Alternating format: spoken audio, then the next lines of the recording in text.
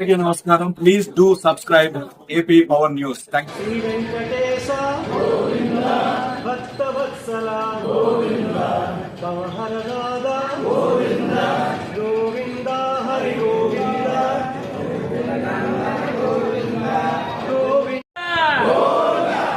మాజీ ముఖ్యమంత్రి వైఎస్ జగన్మోహన్ రెడ్డి ఆదేశాల మేరకు ఈరోజు చోడవరం వెంకటేశ్వర స్వామి ఆలయంలో ప్రత్యేక పూజలు.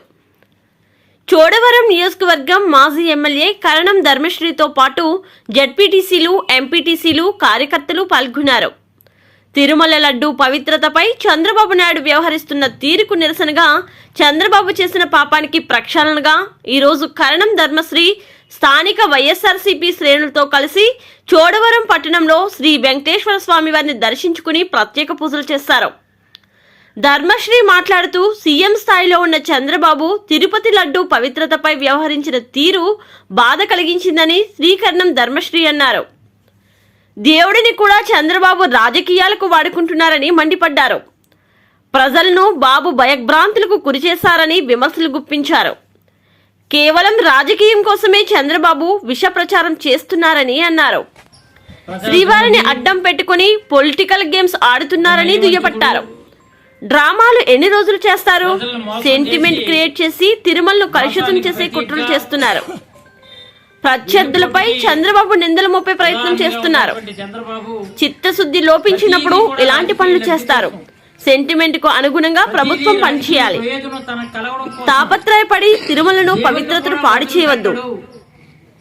దేవుళ్ళు కూడా ఏదో రకంగా రాజకీయం కోసం ఊబులోకి లాగే కార్యక్రమం చేస్తూ ప్రయోజనం పొందుతాడు అనే ఉదాహరణే ఈ లడ్డూ వివాదం. ఈ లడ్డూపై ఎంతో ప్రపంచ దేశాల్లో ఉన్నటువంటి అన్య మతస్థులు కూడా ఎంతో గౌరవంతో తిరుమల వెంకన్న బాబు తాలూ ప్రసాదాన్ని ఒక అద్భుతంగా పవిత్రంగా భావిస్తుంటారు. ప్రతిష్టాత్మకంగా ఉన్నటువంటి మంచి ప్రసాదం కొన్ని దశాబ్దాలుగా తిరుపతి లడ్డు అంటే ఎంతో గౌరవప్రదమైంది, ఎంతో ప్రతిష్టాత్మకమైంది అనేది భక్తులందరికీ కూడా ఒక అపారమైనటువంటి విశ్వాసం. ఆ విశ్వాసాన్ని అపవిత్రం చేయడం కోసం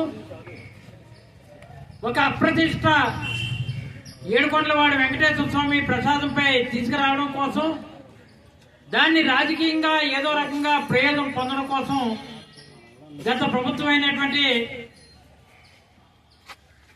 మానవత్వమే నా మతం అనే నినాదంతో వెళ్తున్నటువంటి వైఎస్ జగన్మోహన్ రెడ్డిపై బురదలే కార్యక్రమం చూస్తుంటే చంద్రబాబు నాయుడు చేస్తున్నటువంటి దుర్మార్గపు ఆలోచనకి తిప్పుకొట్టాలని, ఈ పాప ప్రక్షాళన జరిగి మళ్ళీ పవిత్రమైనటువంటి లడ్డూ ప్రసాదాన్ని ప్రజల మనోభావాలు దెబ్బతినకున్న ప్రజలందరూ కూడా యావత్ ప్రపంచంలో ఉన్నటువంటి ఒక భారతావనే కాదు, ప్రపంచంలో ఉన్నటువంటి 129 దేశాల్లో కూడా అందరూ కూడా పవిత్రంగా భావిస్తున్నటువంటి లడ్డూ ప్రసాదం మరింత ప్రతిష్ట పెంపొందించే విధంగా ఈరోజు ఒక పాపాన్ని ముడిగట్టి కేవలం వెంకన్న బాబుని రాజకీయ ఊపిలోకి లాగడం కోసం చేస్తున్నటువంటి ప్రయత్నాన్ని తిప్పుకొట్టడంలో భాగంగానే పాప ప్రక్షాళన కోసం ఈ రోజు రాష్ట్రం అంతా కూడా ఆంధ్రప్రదేశ్ లో ఉన్నటువంటి అన్ని దేవాలయాల్లో కూడా